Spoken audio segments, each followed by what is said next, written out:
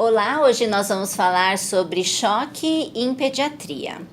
Então, o que é um choque, né?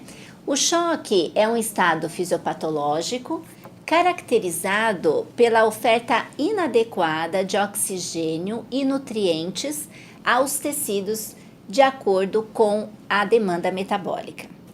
Então, o que isso leva? Quando nós temos uma oferta inadequada de oxigênio aos tecidos, nós temos uma hipóxia, que quando não reconhecida e não tratada precocemente, ela vai evoluir, levando à disfunção da bomba cardíaca de íons da membrana celular, principalmente as bombas de sódio, potássio, de hidrogênio.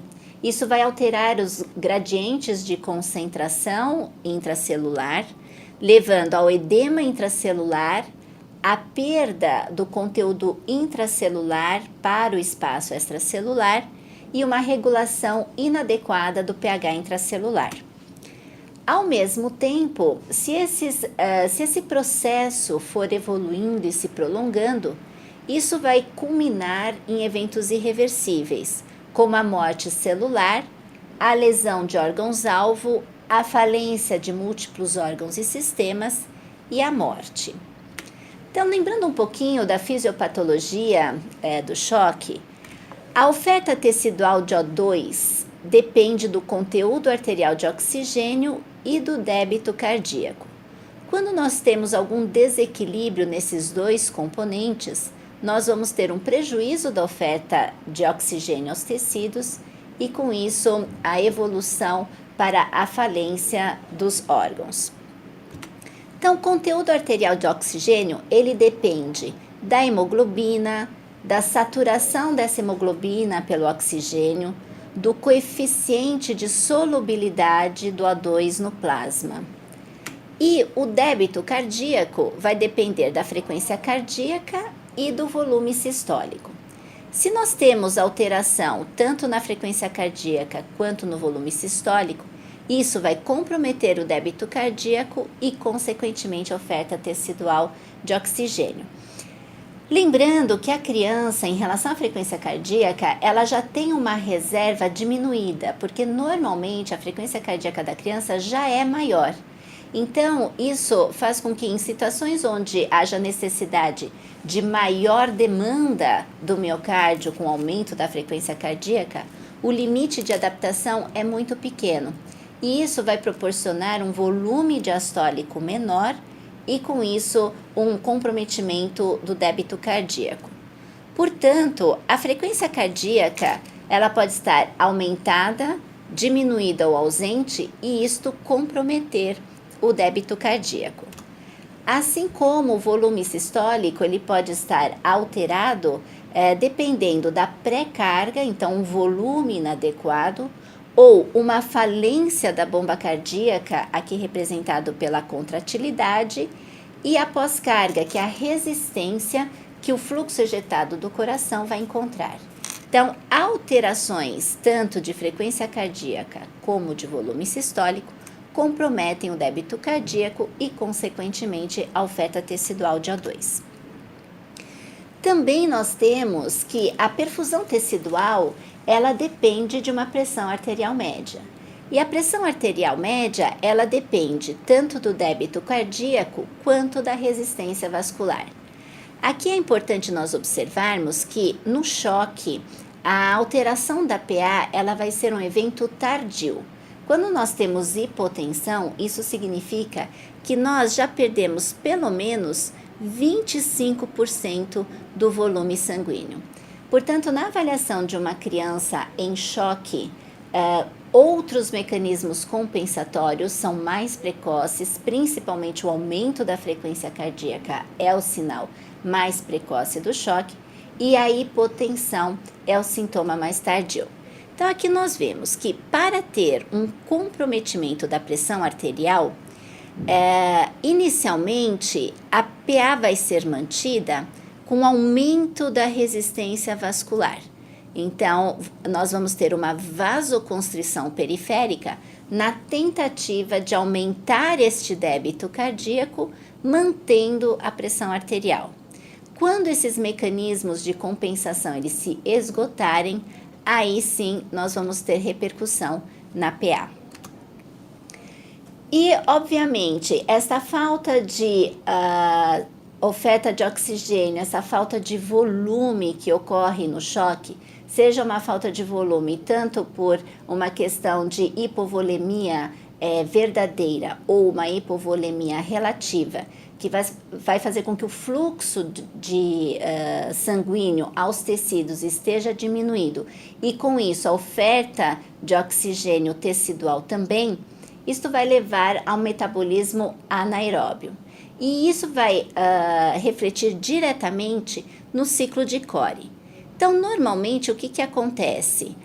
A glicose, ela, através da glicólise, vai produzir energia na forma de ATP. Isso em condições normais de oxigenação normal. Então, a glicose, através da glicólise, vai ser transformada em piruvato. E o piruvato, em condições normais de oferta de oxigênio, vai se transformar em CO2 e água. No metabolismo anaeróbio, esta via não, vai estar prejudicada. Então, o piruvato na anaerobiose vai ser transformado em lactato e esse, através da fermentação lática, vai produzir energia na forma de ATP. Este lactato aumentado no metabolismo anaeróbio entra na circulação sanguínea e vai para o fígado. No entanto, no ciclo normal de Cori, o lactato no fígado é transformado em glicose através da gliconeogênese. Na ausência de oxigênio, nós não vamos ter esta transformação do lactato a piruvato e glicose através da gliconeogênese e não vamos ter então a produção de energia.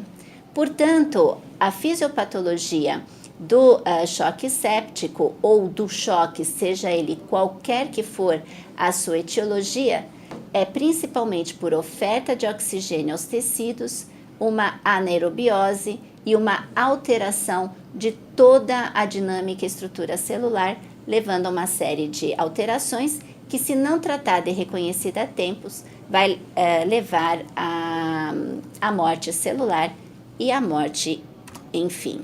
Portanto, o reconhecimento precoce e o tratamento nas primeiras horas tem um impacto sobre o prognóstico e também sobre a mortalidade, e evita a evolução para lesão de órgãos-alvo, falência, disfunção de múltiplos órgãos e sistemas e morte. Então, vamos ver quais são os estágios do choque. Se nós tomarmos por base a pressão arterial, nós podemos ter o choque compensado, quando a pressão arterial sistólica é maior do que o percentil 5%. O choque descompensado, quando a pressão arterial sistólica está abaixo do percentil 5%. E o choque irreversível é o choque que realmente tem uma hipotensão e uma alteração de oferta de oxigênio tecidual que vai levar à disfunção orgânica. Então, para vocês terem uma ideia, quais são os valores mínimos aceitáveis de pressão arterial para o choque estar compensado, baseado na pressão arterial sistólica, nós temos aqui que o RN, o mínimo de pressão arterial sistólica deve ser de 60 milímetros de mercúrio. Na criança entre 1 mês e 1 ano, 70 milímetros de mercúrio. A partir de 1 ano até 10 anos, nós podemos utilizar a fórmula 2 vezes a idade mais 70 como a pressão arterial sistólica mínima aceitável. E nos maiores de 10 anos, a pressão arterial sistólica maior do que 90. Em relação à etiologia, o choque ele pode ser classificado em choque hipovolêmico, quando nós temos diminuição do volume sanguíneo e, consequentemente, uma diminuição do transporte de oxigênio. Em choque distributivo, quando a distribuição do fluxo sanguíneo é inadequada. Existem partes mais perfundidas em detrimento de outras. O cardiogênico, quando existe alteração da bomba cardíaca, então a contratilidade cardíaca está diminuída. E o choque obstrutivo é quando tem obstrução de saída do fluxo sanguíneo. Aqui nós vamos ver rapidamente cada um deles e as suas características. Então, o choque hipovolêmico é o mais comum. Mundialmente, ele é o mais comum e a diarreia é o principal representante do choque hipovolêmico. E também, nas crianças maiores de 1 ano, como o trauma é a principal causa de morte, então o choque hemorrágico é uma causa importante de choque hipovolêmico acima de 1 ano de idade. Então, o choque hipovolêmico pode se dar por perda de líquidos do extravascular, como ocorre na diarreia ou na diurese osmótica da cetoacidose diabética, e a perda de líquidos do intravascular são as hemorragias, como ocorre nos traumas, e o extravasamento capilar. Já no choque distributivo, nós temos uma distribuição anormal do sangue na microcirculação, a depressão do volume é por aumento da permeabilidade vascular. Geralmente ocorre uma cascata de mediadores inflamatórios e substâncias vasoativas que vão perpetuar essa alteração da microcirculação e da permeabilidade vascular e, obviamente, o acúmulo de ácido lático pela anaerobiose, pela falta de oferta de oxigênio adequada aos tecidos. As causas do choque distributivo são a sepse, a anafilaxia e o choque neurogênico. No nosso meio, a sepse, sem sombra de dúvida, é a principal causa do choque distributivo. Geralmente, o que nós temos? Nós podemos ter duas situações em relação à resistência vascular periférica no choque distributivo. Então, ou nós temos uma diminuição da resistência vascular periférica, então nós temos uma vasodilatação, e isso vai significar o choque quente. Ou o aumento da resistência vascular periférica, uma vasoconstrição intensa, que vai caracterizar o choque frio. O débito cardíaco, de acordo com essa adaptação da resistência periférica, pode estar normal, aumentado ou diminuído. Obviamente, o diminuído é quando nós já estamos numa progressão final do choque, e ocorre uma perfusão inadequada, principalmente do intestino e dos rins. Tudo em detrimento de uma maior perfusão de órgãos-alvo, principalmente o cérebro e o coração. Então, o que nós temos como fisiopatologia da sepse, que é o principal representante do choque distributivo? Então, um organismo infeccioso ou uma endotoxina vai ativar o sistema imune e os neutrófilos, os macrófagos e os monócitos vão ser recrutados. Este recrutamento vai fazer com que essas células sejam ativadas e as citocinas pró-inflamatórias sejam liberadas. Essas citocinas vão promover uma vasodilatação com aumento da permeabilidade vascular, vão ativar a cascata de coagulação, causando a coagulação intravascular disseminada, principalmente com a formação de microtrombos nessa circulação, levando à lesão dos órgãos, e um prejuízo da contratilidade miocárdica com disfunção. Então, por definição, a sepse corresponde à síndrome da resposta inflamatória sistêmica associada a uma infecção suspeita ou comprovada. Vamos relembrar aqui quais são os critérios da síndrome da resposta inflamatória sistêmica. Então, nós temos que ter pelo menos 2 critérios, sendo que um deles deve ser obrigatoriamente ou a normalidade da temperatura, que pode variar de 38,5 ou menor do que 36, ou alteração do número de leucócitos, tanto leucocitose quanto leucopenia paridade, ou presença de mais de 10% dos neutrófilos. Então, um desses 2 parâmetros devem estar alterados. Os outros parâmetros podem ser uma taquicardia, geralmente maior do que 2 desvio padrão para a idade, e esta taquicardia, ela deve ser uma taquicardia sem explicação. Então, não deve ter estímulo externo, nem drogas, nem dor, e geralmente é uma persistência por mais de meia hora a 4 horas. Ou então, bradicardia para as crianças menores de 1 ano, na ausência também de drogas ou de estímulo vagal ou de uma doença cardíaca e com uma permanência de pelo menos meia hora. Ou alteração da frequência respiratória, geralmente mais do que 2 desvios padrão para a idade, ou uma ventilação mecânica por processo agudo não relacionado à doença neuromuscular ou anestesia. Esses são os critérios para a classificação da síndrome da resposta inflamatória sistêmica. Já a sepse grave, ela corresponde à sepse já associada a uma disfunção orgânica, cardiovascular ou pulmonar, e aí a síndrome da resposta inflamatória, a síndrome do desconforto respiratório é importante, ou se não, 2 ou mais outras disfunções associadas. E o choque séptico, nós classificamos como choque séptico a sepse associada à disfunção cardiovascular e que não responde a volume, pelo menos 40 ml/h. Então, nós temos a sepse, que é a SIRS mais infecção. A sepse grave, quando nós já temos disfunção de 2 ou mais sistemas. E o choque séptico é a alteração cardiovascular associada à falta de resposta a volume. Em relação, então nós vimos o choque hipovolêmico, o choque distributivo e a sepse sendo o principal representante do choque distributivo.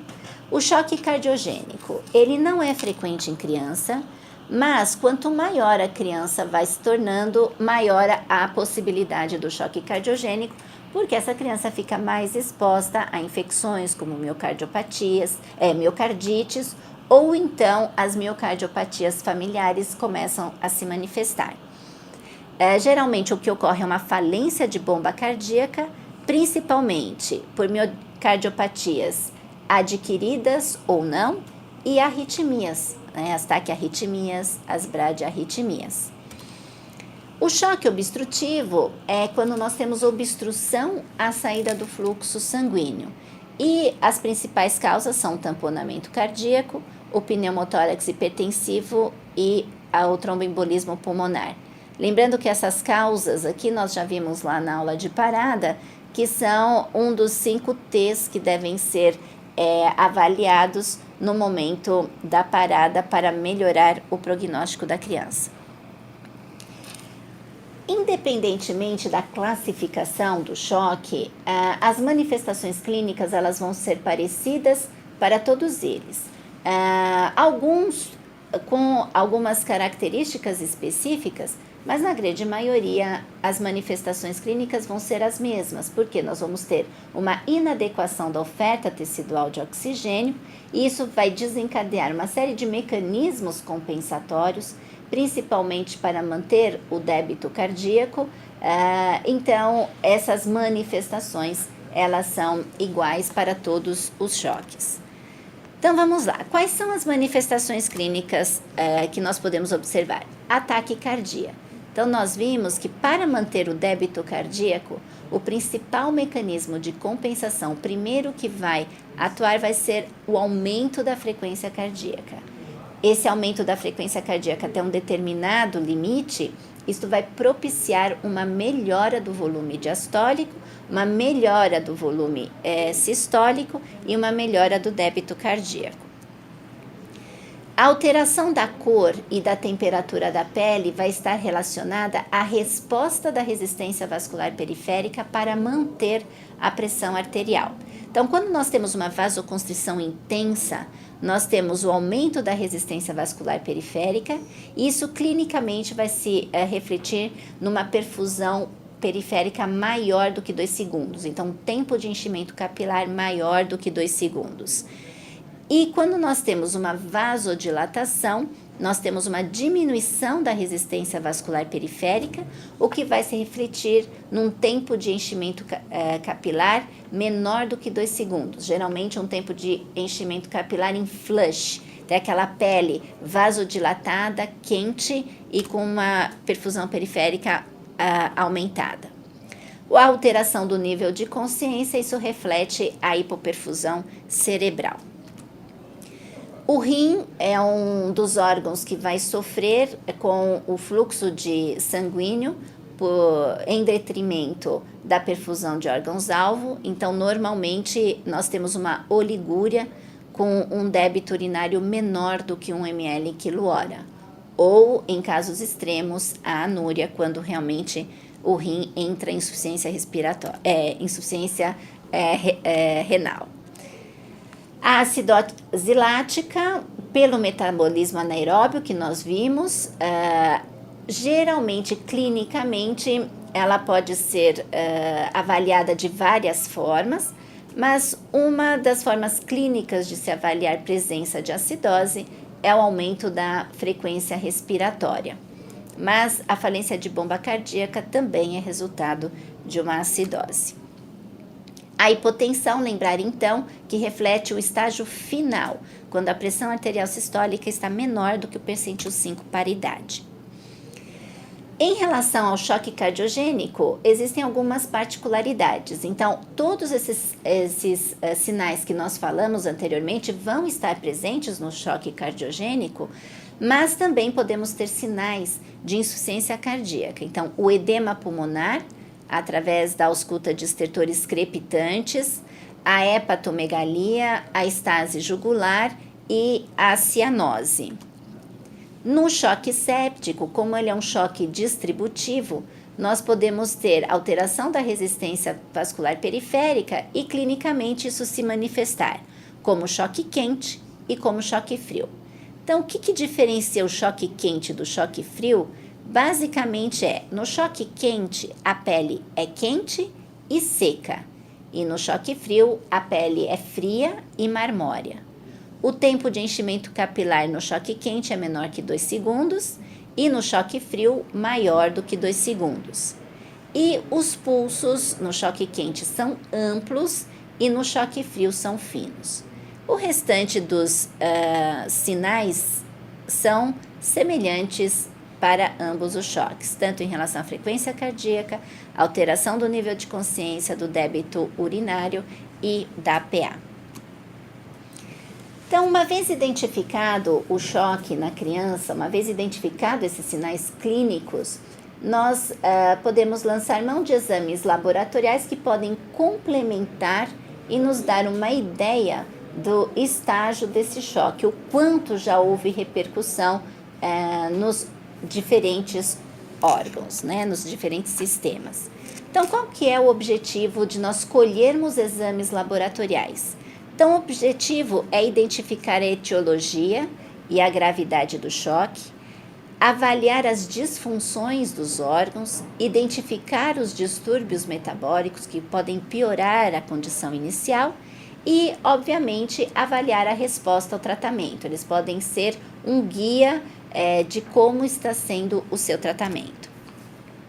Quais são os principais exames laboratoriais? Então, a glicemia sempre, porque isto reflete na produção da glicose, na produção, na função adrenal, o hemograma e o coagulograma para avaliar se já está em evolução de coagulação intravascular, a gasometria venosa e arterial e o lactato sérico nos dão uma ideia tanto do estado metabólico quanto do estado respiratório, e aí sim a gasometria arterial que nos dá essa ideia, o fibrinogênio dedímero, a função renal e as enzimas hepáticas que já nos mostram alguma alteração nesses órgãos, o cálcio, a hipocalcemia é muito comum no choque, nós vamos ver por quê, e no choque séptico todas as culturas necessárias e pertinentes ao caso.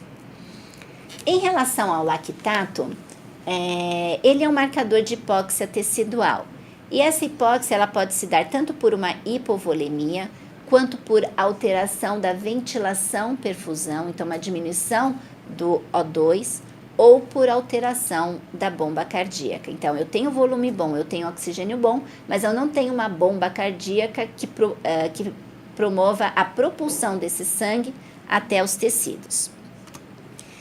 Diferentemente do adulto, que o lactato é um fator preditivo para a mortalidade, na criança ele não é um fator preditivo, mas níveis elevados de lactato, então geralmente maiores do que 4 milimol, tem uma finalidade prognóstica, principalmente quando colhido nas 3 primeiras horas, e ele se correlaciona com um grau maior de disfunção de múltiplos órgãos e sistemas. Então, quanto maior o nível de lactato, maior a possibilidade de lesão orgânica. E ele é uma oportunidade para uma terapia precoce mais específica. Então, ele pode nos direcionar para a administração de volume, para o uso de drogas vasoativas, para melhorar a bomba cardíaca, né, a resistência periférica, concentrado de hemácias para melhorar a quantidade de hemoglobina e de melhor suporte ventilatório. Já o cálcio, ele normalmente no choque ocorre uma hipocalcemia, principalmente por disfunção de paratireoide ou por uma diminuição da hidroxilação hepatorrenal da vitamina D ou por uma resistência dos órgãos-alvo ao cálcio e uso de hemoderivados que contêm o citrato que quelam o cálcio. Então, diante de tudo isso, fora os exames laboratoriais que nos dão essa noção de disfunção orgânica, existem exames diagnósticos. E os exames diagnósticos que nós mais utilizamos são o raio-x de tórax, que vai nos mostrar se a bomba cardíaca, como é que está o tamanho do coração, se há um infiltrado pulmonar, uma congestão pulmonar, ou se o foco primário é uma infecção pulmonar que está levando a sepse, por exemplo. E o ultrassom point of care é uma forma que atualmente tem sido cada vez mais incentivada na emergência. O ultrassom point of care, ele é diferente do ultrassom normal, então ele não vai avaliar com detalhes os órgãos, mas ele vai te responder uma dúvida, ele vai te esclarecer uma pergunta específica. Então, existe derrame neste pulmão? A função cardíaca dessa criança está alterada? Como está a volemia dessa criança? Existe tamponamento cardíaco? Existe pneumotórax? Então, hoje, o ultrassom point of care, ele tem sido colocado como uma extensão do exame físico. Então, para nós no choque, ele vai ser importante principalmente para a avaliação da função cardíaca, para a avaliação da volemia, para afastar a presença de fatores obstrutivos como o tamponamento cardíaco, o tromboembolismo pulmonar e o pneumotórax hipertensivo. Diante de tudo isso, obviamente, a monitorização da criança que chega em choque é de fundamental importância. Então, esta monitorização vai nos permitir avaliar o estado inicial, como nós recebemos essa criança, e vai nos dar sinais de melhora ou piora de acordo com a terapêutica instituída.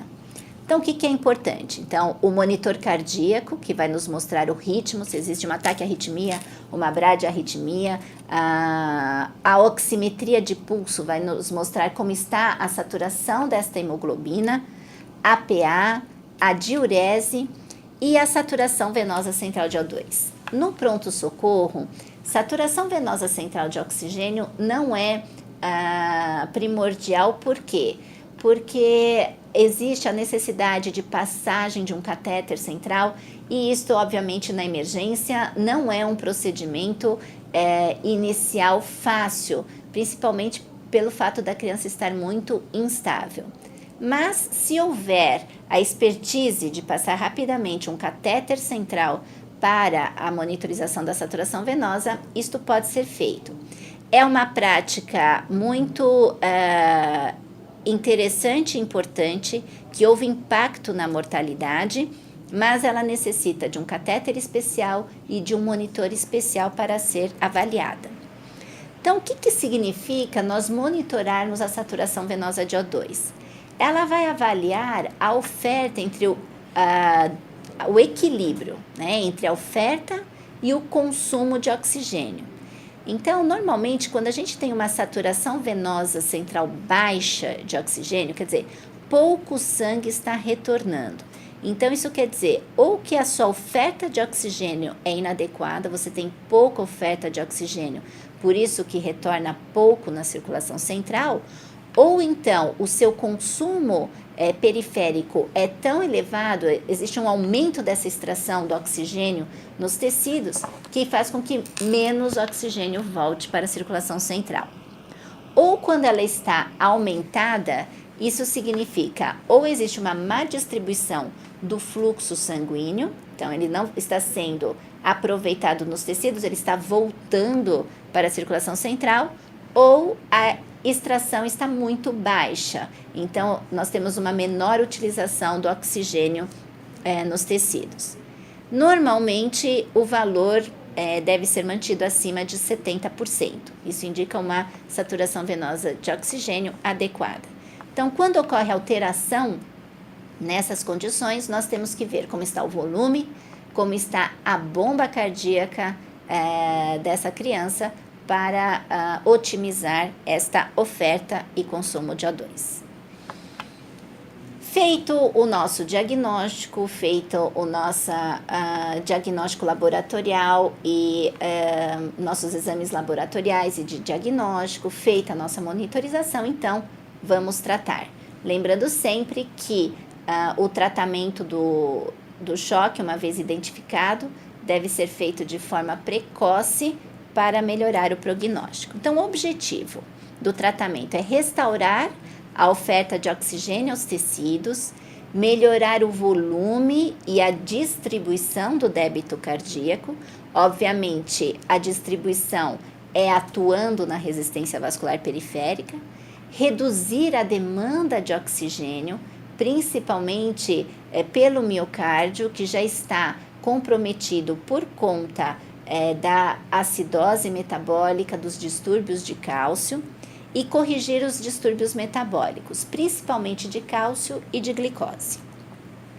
Os objetivos terapêuticos é restabelecer a função e a volemia. Então, manter o nível de consciência normal, manter uma PA normal para a idade, manter uma frequência cardíaca normal para a idade, manter uma perfusão periférica menor do que 2 segundos, manter um débito urinário maior do que 1 ml quilo-hora, manter uma glicemia normal, níveis de cálcio ionizado normal, diminuir os níveis de lactato sérico e manter uma saturação venosa maior do que 70%. Esses são os objetivos terapêuticos.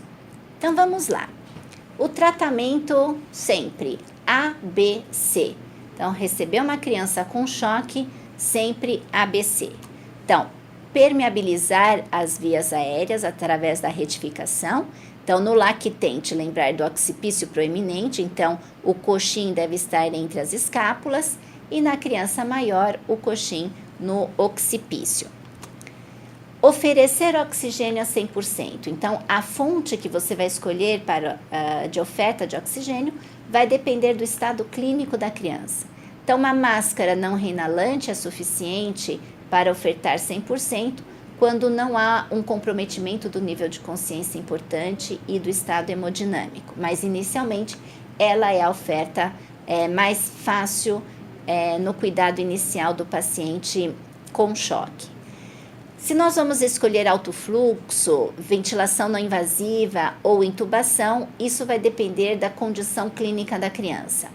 Lembrar que a ventilação não invasiva ela é uma boa alternativa, só então avaliando se há ou não repercussão hemodinâmica. Então, quando há repercussão hemodinâmica, a ventilação não invasiva ela pode piorar essa condição por aumento da pressão na caixa intratorácica, disfunção do volume de enchimento ventricular e um prejuízo maior do débito cardíaco e da oferta de oxigênio aos tecidos. Então, a intubação, ela permite nós pouparmos 40% do débito cardíaco em relação à respiração. Então, a intubação é uma forma de manter uma oxigenação e ventilação adequadas poupando inclusive o débito cardíaco, permitindo então uma disponibilidade maior de fluxo para outros órgãos, principalmente os órgãos nobres. O acesso vascular, ele deve ser obtido de preferência 2 acessos de grosso calibre, mas o melhor acesso é o acesso mais rápido. Mas nós sabemos que numa condição de choque, pela dificuldade da canulação de veias periféricas, a via intraóssea é de eleição. Então, o osso é a tíbia, nós podemos usar a tíbia como o osso principal e, inclusive, pela intraóssea nós podemos colher exames de sangue que vão nos dar a ideia da lesão dos órgãos, se já há disfunção de múltiplos órgãos e sistemas. Então, independentemente do tipo de choque, o tratamento inicia-se com a reposição volêmica. E a reposição volêmica, ela deve ser feita com solução isotônica em bolos, até 5 minutos, no volume de 20 ml por quilo. E essa reposição volêmica deve ser feita até a reversão do choque. Então, esses bolos de 20 ml por quilo podem ser feitos até a reversão do choque, sempre reavaliando sinais de descompensação cardíaca. Então, presença de estertores e hepatomegalia principalmente. Lembrar que nas crianças cardiopatas, o volume deve ser um pouco menor, então de 5 a 10 ml por quilo, num tempo de infusão um pouco mais prolongado, de 10 a 20 minutos. E nas crianças com choque hemorrágico, principalmente decorrente de trauma, o concentrado de hemácias 10 ml por quilo está indicado principalmente após a segunda expansão com cristalóide. Então, o cristalóide é a solução inicial para a reposição volêmica. E existe sempre aí uma questão, coloide ou cristalóide? Qual que é a melhor solução para ser utilizada? Então, vamos ver algumas diferenças entre elas. A solução cristalóide corresponde ao soro fisiológico e ao Ringer lactato. A solução coloide é representada pela albumina 5%, pelo plasma fresco congelado e pelos expansores plasmáticos sintéticos. A solução cristalóide é mais barata, em contrapartida, a solução coloide tem um custo mais elevado. A solução cristalóide tem uma disponibilidade imediata, então todo pronto-socorro tem soro fisiológico ou Ringer lactato, enquanto o coloide ele é menos disponível.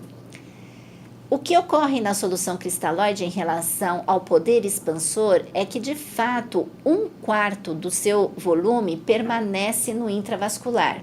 A maioria vai para o interstício, então você precisa de volumes maiores de solução cristalóide para manter o intravascular, em contrapartida a solução coloide, que permanece por mais tempo no intravascular.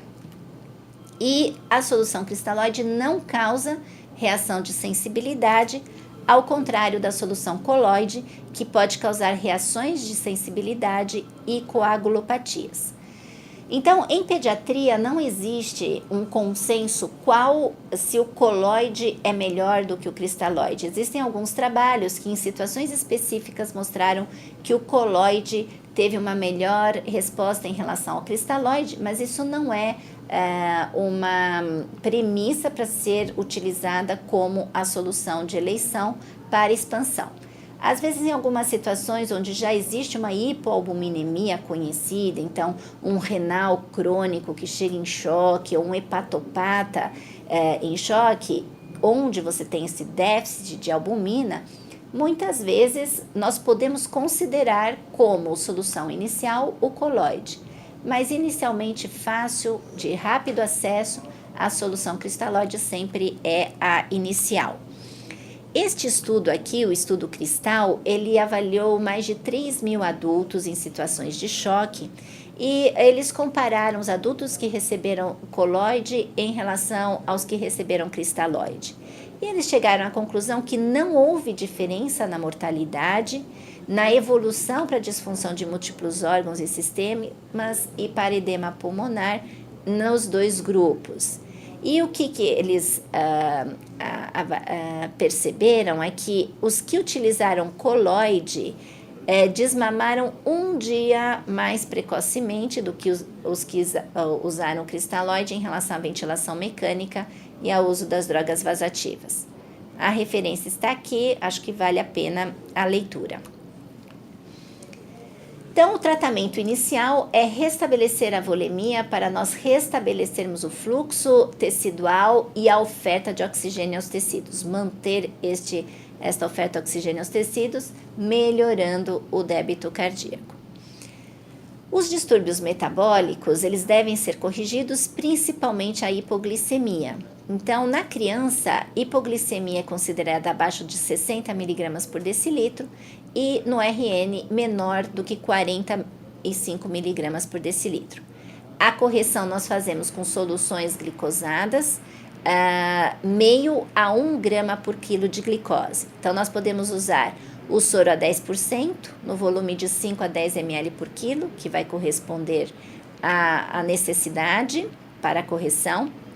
A glicose a 25%, no volume de 2 a 4 ml por quilo, e a glicose a 50%, no volume de 1 a 2 ml por quilo.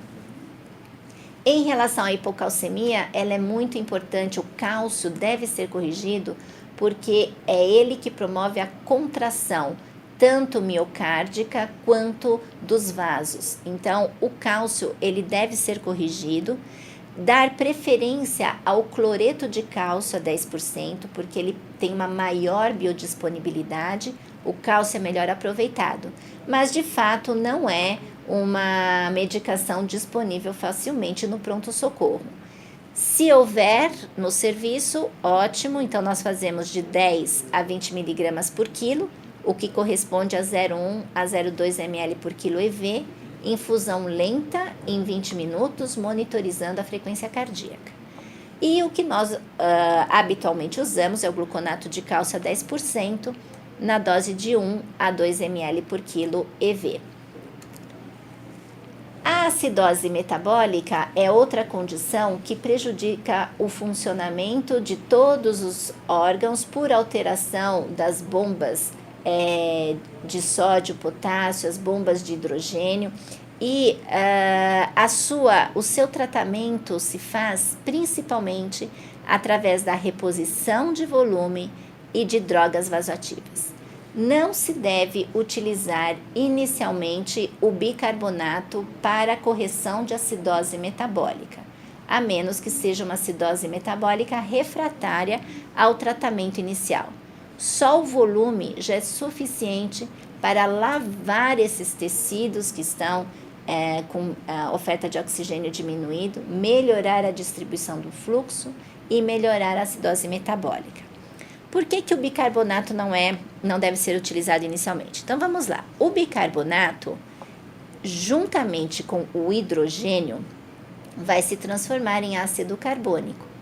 E este, por sua vez, vai se transformar em água e CO2. Então, aqui sempre no interior da hemácia com a anidrase carbônica. Então, esta reação, veja, quando nós damos bicarbonato numa situação onde já existe uma acidose, nós vamos formar o ácido carbônico que vai se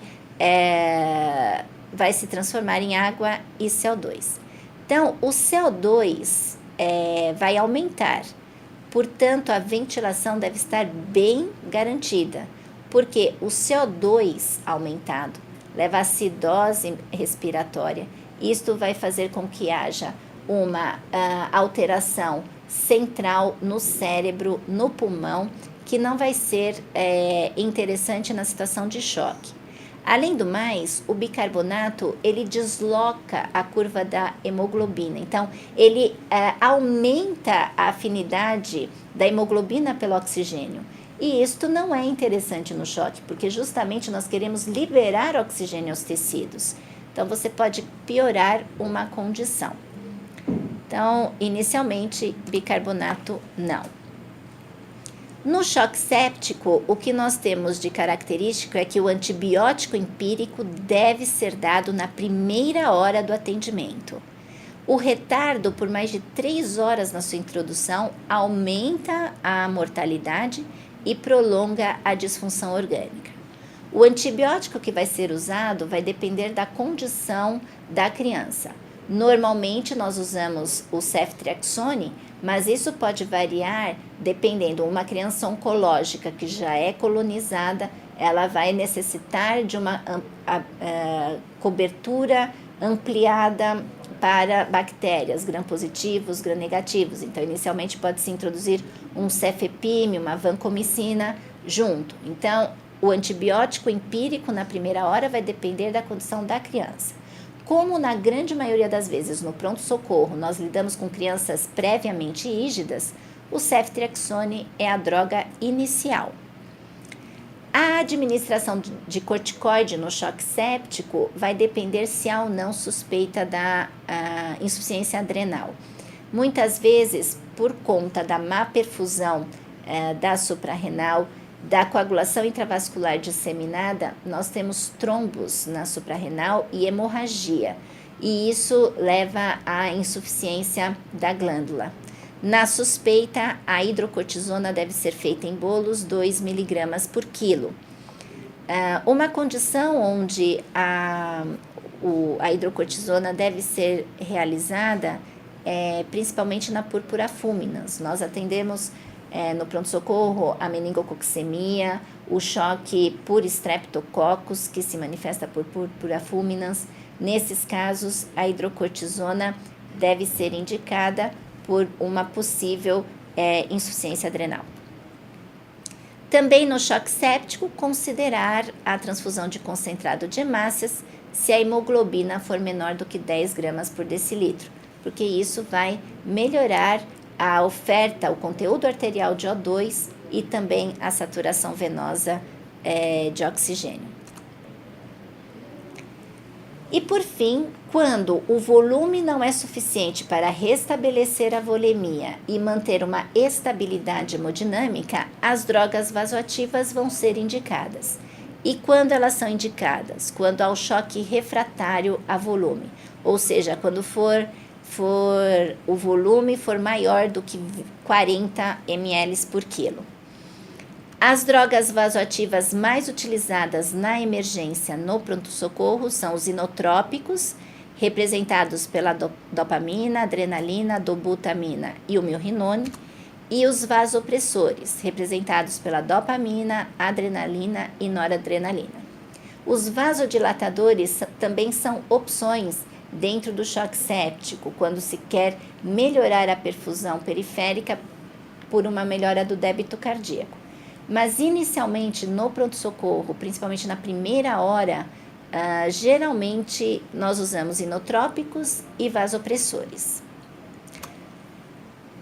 Com isso, só para nós definirmos a classificação do choque em relação a volume e droga vasoativa, nós temos o choque que é sensível a fluidos, o choque que é refratário a fluidos, e aí isso nós classificamos os choques quando receberam mais do que 40 ml por quilo e necessitam de drogas vasoativas. O choque resistente à catecolamina, que é aquele choque que já está em uso de droga vasoativa e ele não responde à catecolamina, então drogas devem ser associadas. E o choque refratário, de fato, é aquele que não responde nem a volume e nem a drogas. Então, nós vamos falar agora um pouco, isto é a tônica, tudo que nós vimos é a tônica do tratamento inicial, da abordagem inicial do choque quando chega no pronto-socorro. Vamos falar um pouquinho sobre as drogas vasoativas e dos inotrópicos, entender a particularidade de cada uma e a aplicabilidade clínica. Então vamos lá, antes de falar especificamente de cada droga, vamos fazer uma revisão. Esses agentes farmacológicos, na sua divisão, eles podem ser classificados como vasopressores. Então, o que são drogas vasopressoras? São drogas que causam vasoconstrição e aumentam a pressão arterial média. Os inotrópicos são drogas que aumentam a contratilidade do miocárdio. Então, são drogas para a bomba cardíaca.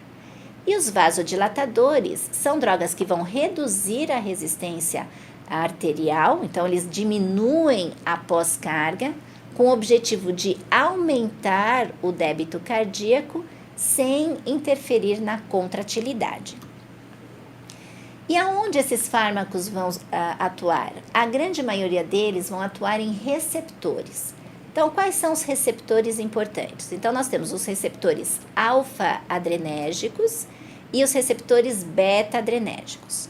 Dos alfa-adrenérgicos, o receptor alfa-1 é importante porque ele está presente na parede dos vasos, causa vasoconstrição, e está presente no coração.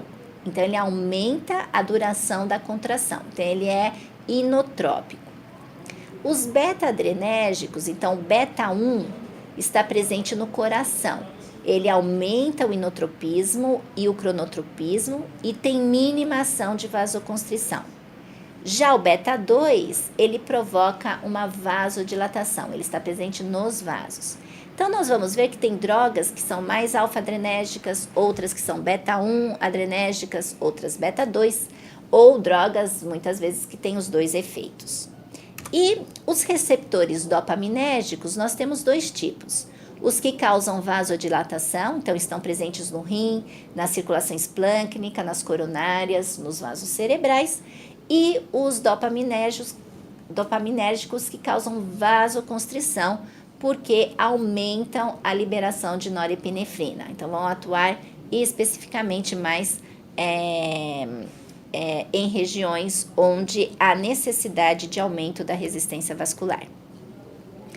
Então, as características, nós podemos ter uma droga que atua em vários receptores. Então, por exemplo, a dobutamina, ela é receptor beta-1 e beta-2. Então, ela vai ter um poder inotrópico importante e vai causar uma vasodilatação. Por isso, cuidado com a dobutamina, porque como ela causa uma vasodilatação periférica, numa situação de hipotensão, ela não é muito interessante. Geralmente deve ser associada com outras drogas. Ou drogas que são dose dependente. Então, por exemplo, a dopamina, nós temos a resposta dopa, a resposta beta, a resposta alfa, dependendo da concentração que nós usamos da medicação, da dose, né? Então, e a epinefrina a mesma coisa, com doses menores ela é mais inotrópica, com doses maiores ela vai provocar mais vasoconstrição. E existem drogas que têm uma ação direta com ação reflexa. Então, por exemplo, a norepinefrina, o que ela faz? Ela causa uma vasoconstrição, aumenta o débito cardíaco e isso diminui a frequência cardíaca. Era esperado que a noradrenalina aumentasse a frequência cardíaca. No entanto, ela tem este efeito de diminuir a frequência cardíaca. Então, dos agentes adrenérgicos, os representantes são, quando nós falamos adrenérgicos, são tanto os alfa-adrenérgicos quanto beta-adrenérgicos. Então, nós temos a epinefrina, a noradrenalina, a dopamina e a dobuta. Então, vamos falar especificamente sobre cada um deles. A epinefrina, ela é a droga de escolha no choque frio, porque ela tem uma atividade beta-1 potente, então ela é inotrópica, e uma atividade beta-2 e alfa-1 moderada. Então, ela causa, dependendo da dose, vasodilatação periférica. Então, em doses baixas, o que seriam doses baixas? Doses de 0,1 a 0,3 microgramas quilo minuto. Então, até 0,3 microgramas quilo minuto, a adrenalina ela é inotrópica e causa uma vasodilatação para esse fluxo de sangue chegar mais fácil aos tecidos. Então, ela diminui a resistência vascular periférica. Nas doses altas, que são maiores do que 0,3 microgramas quilo minuto, predomina o efeito alfa, com aumento da resistência vascular, então ela causa uma vasoconstrição com o objetivo de aumentar o débito cardíaco. Obviamente, as desvantagens são as taquiarritmias e a vasoconstrição esplâncnica. Uma característica da epinefrina é que ela estimula a gliconeogênese e a glicogenólise, então ela causa hiperglicemia. E lembrar que a hiperglicemia, principalmente nos adultos, está relacionado ao aumento da mortalidade. Na criança precisamos de mais estudos para chegar a essa conclusão, mas de fato a hiperglicemia ela também deve ser tratada para que nós melhoremos então a condição clínica da criança. Além disso, ela inibe a ação da insulina, portanto, ela é hiperglicemiante mesmo, né? Aumenta a produção de lactato no fígado como substrato para a produção da glicose. Lembra no ciclo de Cori? O lactato, a neoglicogênese, o lactato é importante para a produção da glicose no fígado. Então, que cuidado nós temos que ter quando usamos epinefrina? Lembra que o lactato é um marcador de acidose metabólica, que reflete uma oferta tecidual de oxigênio inadequada. Muitas vezes, no choque, essa distribuição de oxigênio já foi restabelecida. Então, o fluxo sanguíneo tecidual está adequado. No entanto, como está se utilizando epinefrina, o lactato está aumentado. Então, esse lactato aumentado com o uso da epinefrina pode refletir somente uma característica da ação da epinefrina no fígado e não necessariamente uma má oferta de oxigênio tecidual. É complicado, mas a gente tem que saber desse efeito colateral. E uma particularidade e que torna a epinefrina muito interessante na abordagem no choque, no pronto-socorro, é que ela pode ser infundida em via periférica na emergência, tanto via endovenosa ou via intraóssea. Então, ela é uma droga que permite, então, o seu uso de uma forma muito fácil no manejo do choque dentro da emergência. Então, aqui relembrando, a dose beta, né, inotrópica, 0,1 a 0,3 microgramas quilo minuto, e a dose alfa de vasoconstrição, dose maior que 0,3 microgramas quilo minuto. Já a noradrenalina é uma droga de escolha no choque quente. Ela tem um efeito alfa-1 predominante, então ela causa vasoconstrição e tem um pouco de efeito beta. Então, ela promove aumento da pressão arterial, com isso, um aumento do débito cardíaco, mais uma frequência cardíaca normal ou diminuída, como nós falamos anteriormente. A dose inicial é de 0,1 micrograma quilo minuto. Já a dopamina, ela é uma droga que vai liberar a norepinefrina das vesículas sinápticas e vai ter ação direta nos receptores alfa, beta adrenérgicos e dopaminérgicos também. O seu efeito é dose dependente. Então, nos receptores dopaminérgicos, na dose de 1 a 5 microgramas quilo minuto, vai causar vasodilatação dos órgãos, então renal, esplâncnica, coronariana e cerebral. Na dose de 5 a 10 microgramas quilo minuto, ela vai ter um efeito nos receptores beta-adrenérgicos, então ela vai ser mais inotrópica. Então, se na avaliação do seu choque você precisa de uma droga com efeito inotrópico, você pode usar a dopamina na dose de 5 a 10. E em doses maiores que 10 microgramas quilo minuto, ela vai atuar em receptores alfa-adrenérgicos. Então, ela vai aumentar a resistência vascular periférica. A dopa, ela diminui a excreção da prolactina, que tem um efeito imunoprotetor, provoca uma apoptose de linfócitos e imunossupressão. Talvez seja por este motivo que a dopa ela esteja relacionada a um aumento da mortalidade quando utilizada. Atualmente, a dopamina vem cada vez menos sendo utilizada no manejo do choque por esta relação com o aumento da mortalidade quando comparada às outras drogas, principalmente a adrenalina. E uma característica é que as crianças menores de 6 meses geralmente têm uma diminuição dos estoques de norepinefrina nas terminações simpáticas. E isto, muito provavelmente, pode ser um dos fatores onde a dopa, quando não atua, provavelmente é por uma falta da noradrenalina presente nessas crianças. Então, como eu havia dito, atualmente a dopamina ela vem cada vez menos sendo utilizada no manejo do choque. E esse estudo é um estudo que é de muito orgulho para nós aqui do HU, que foi feito na nossa UTI pela doutora Andréia, e ele, de fato, foi um estudo prospectivo durante 4 anos.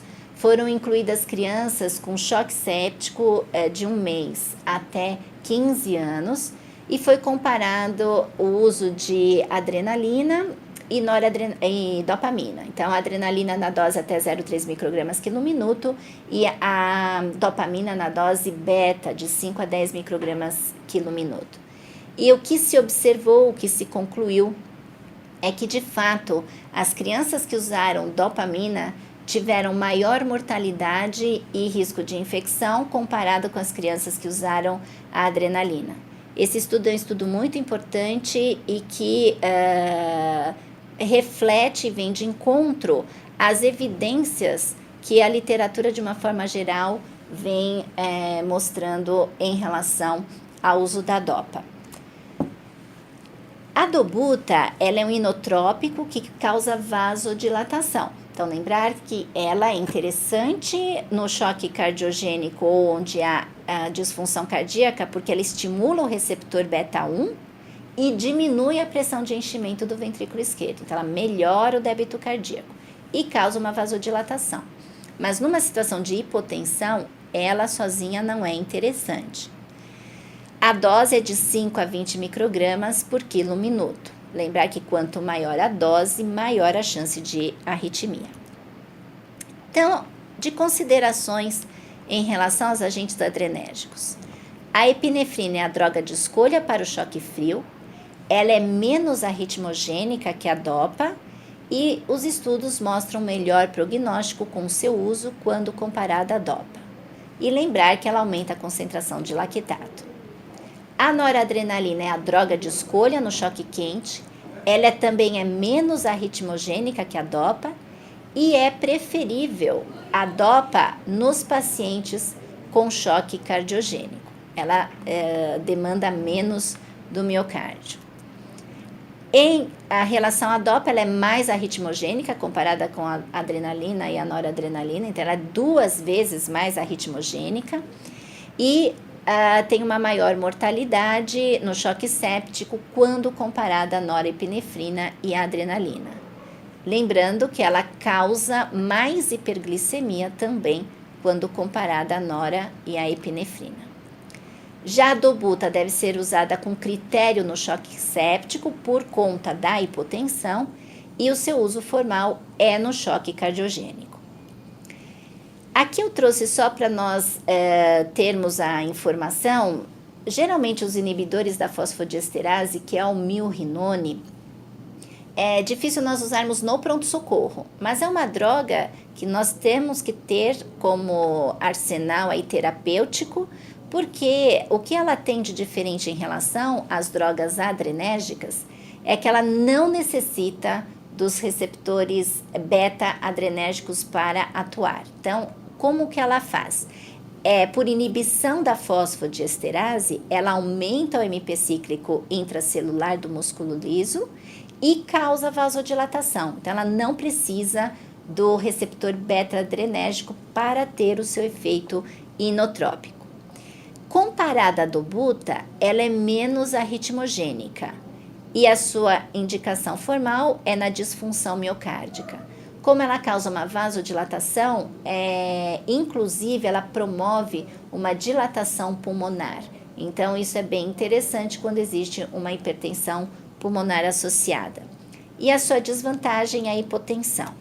Então, o representante é o milrinone e a dose pode ser feita um ataque de 50 microgramas por quilo, mas geralmente essa prática do ataque não é habitual, a gente não faz essa dose de ataque porque o risco de hipotensão é muito grande. Então, geralmente nós fazemos já a dose de manutenção de 0,25 a 0,75 microgramas quilo minuto.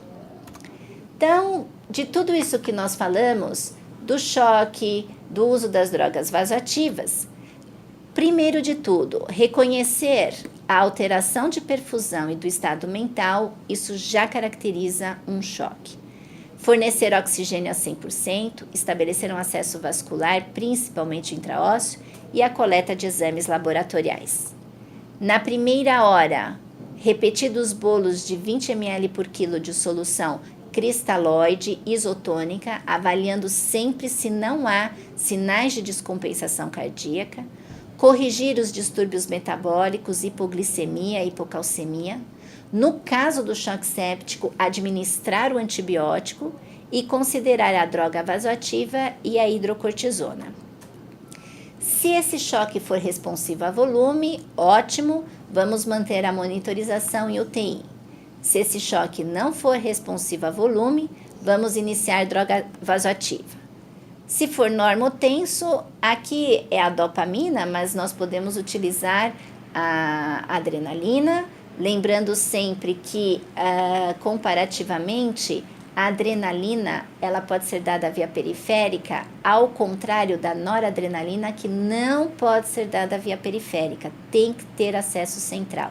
Então, só um adendo aqui do que nós falamos, muitas vezes na emergência, como nós não temos acesso central, mesmo no choque quente, nós começamos com adrenalina dose maior que 0,3 microgramas quilo minuto, tá bom? Então, isso é uma característica importante. A nora de todas as drogas é a única que não pode ser dada por via periférica. E, obviamente, na suspeita de insuficiência adrenal, considerar a hidrocortisona, principalmente nos casos de púrpura fulminans. Então, resumindo, o reconhecimento precoce e a instituição terapêutica adequada têm impacto direto sobre a mortalidade. Independentemente da causa do choque, o tratamento visa garantir a oxigenação e restaurar a volemia. O volume inicial deve ser feito em bolos de solução cristalóide, 20 ml por quilo, até a reversão do choque com reavaliação constante.